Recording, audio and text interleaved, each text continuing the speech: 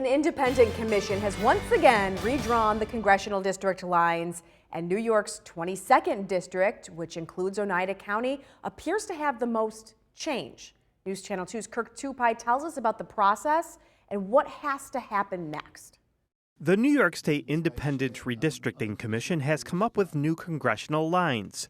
The state's highest court, the New York State Court of Appeals, ordered the commission to submit new maps to the state legislature by the end of February.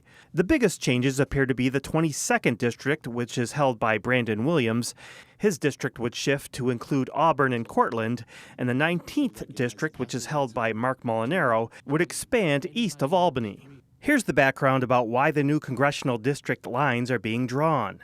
The court ruled the Independent Redistricting Commission violated state constitution in 2022 by not submitting a second congressional district map proposal. Since the commission did not submit a second proposal, the Democratic-controlled state legislature rejected the map and was able to redraw the congressional district lines. Republicans challenged the map in court, so a court-appointed special master drew the existing maps that have been in place since the 2022 election. The Democratic Party wasn't happy with it, so they looked at different ways to challenge it, and there's been a change in the court.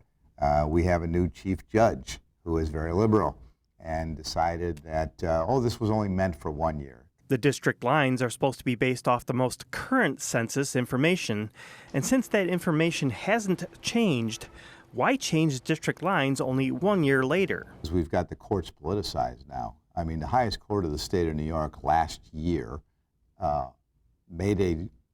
issued a directive, hired a college professor who is renowned in redistricting as a special master, and had them draw the maps for Congress, for the state Senate, for the state assembly.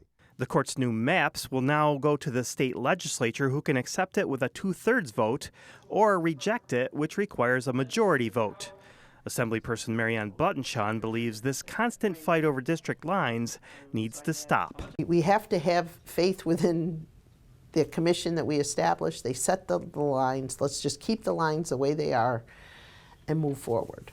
Whether the state legislature accepts the commission's proposal or lawmakers redraw the lines, the process could have a significant impact on the 2024 elections. Republicans hold a narrow majority in the House of Representatives, and Democrats could gain control if they pick up a handful of seats. Albany lawmakers are now in recess, but there is a chance the legislature could be called back for a special vote to put the issue to rest and allow congressional candidates the time to gather petitions for the next congressional election.